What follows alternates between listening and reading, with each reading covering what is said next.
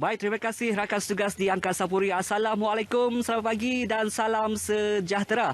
Bersiaran bersama saya Wan Hizu Ahmad dari Beluran Sabah.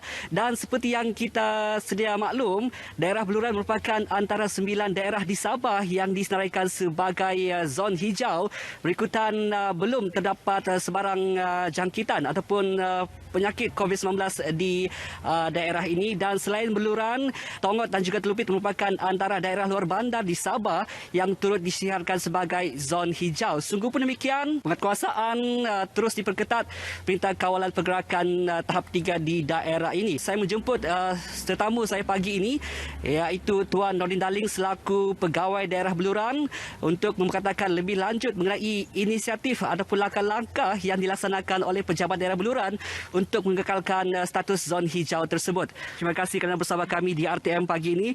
Baik, Tuan Dio, Beluran merupakan antara 9 daerah di Sabah yang disenaraikan sebagai zon hijau. Apakah langkah yang dilaksanakan oleh pihak Tuan untuk mengekalkan status zon hijau tersebut? Okey, terima kasih. Assalamualaikum dan selamat pagi semua. Beberapa langkah telah dijalankan oleh PKOB Beluran yang diketuai dipengerusikan oleh saya sendiri, Pegawai Daerah Beluran.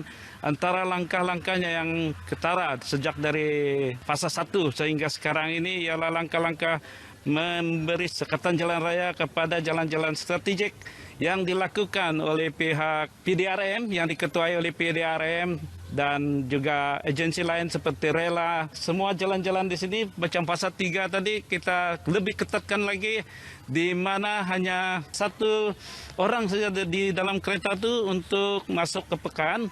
Dan yang kedua, daripada pihak KKM juga, iaitu Kementerian Kesihatan Malaysia, mereka akan menyaring semua penduduk-penduduk ataupun orang-orang pekerja-pekerja asing yang datang ke ladang untuk disaring ataupun sekiranya ada kebenaran dari pihak polis untuk bekerja di ladang-ladang.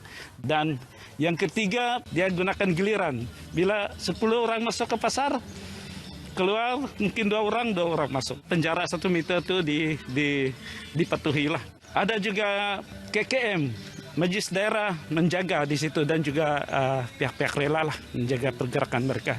Satu lagi peraturan yang kami buat di sini ialah mengenai semua bangunan-bangunan di sini telah dinyahkuman oleh pihak KKM, Bomba dan Majlis Daerah Beluran. Setiap pasar dan setiap pekan di sini dan juga rumah-rumah ibadat dan juga di kampung-kampung, di masjid, di gereja, semuanya dinyahkuman. Ya. Baik Tuan, bagaimana pula dengan penerimaan masyarakat Beluran terhadap setiap inisiatif yang dilaksanakan oleh pejabat daerah dalam mengekang penularan COVID-19 ini daripada masuk ke daerah Beluran?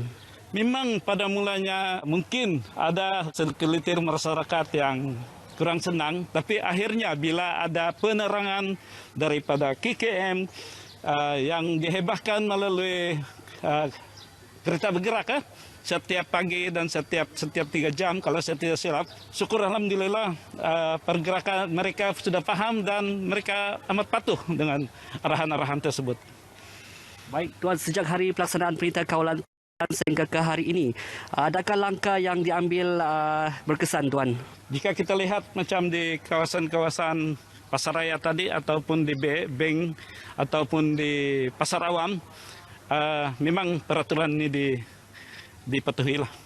Baik, mungkin Tuan boleh kongsikan untuk harapan Tuan. Harapan saya selaku Pegawai Daerah Beluran ialah ingin memastikan dan ingin menerapkan kerjasama daripada seluruh penduduk, seluruh masyarakat di daerah Beluran ini, bukan saja di kawasan-kawasan bandar, di kawasan pekan, tapi di kawasan kampung, supaya mematuhi peraturan-peraturan yang telah ditetapkan oleh kerajaan. Sehinggalah tamatnya PKP ini, daerah Beluran akan sentiasa menjadi zon hijau. Terima kasih Tuan. Baik, demikian tadi bersama dengan Tuan Nordin Daling selaku Pegawai Daerah Beluran yang telah pun mengatakan mengenai langkah-langkah yang diambil oleh Pejabat Daerah Beluran untuk memastikan ataupun mengekalkan status zon hijau di daerah ini. Dan untuk itu, sejajar dengan Perintah Kawalan Pergerakan tahap ketiga ini, marilah kita bersama-sama memberi kerjasama sepenuhnya untuk memastikan usaha dilaksanakan dapat memutuskan rantaian COVID-19 di negara kita. Untuk itu, sekian laporan daripada saya Wan Hizu Ahmad dari Beluran Sabah. Kita kembali bersama dengan rakan tugas di Angkasa Puri.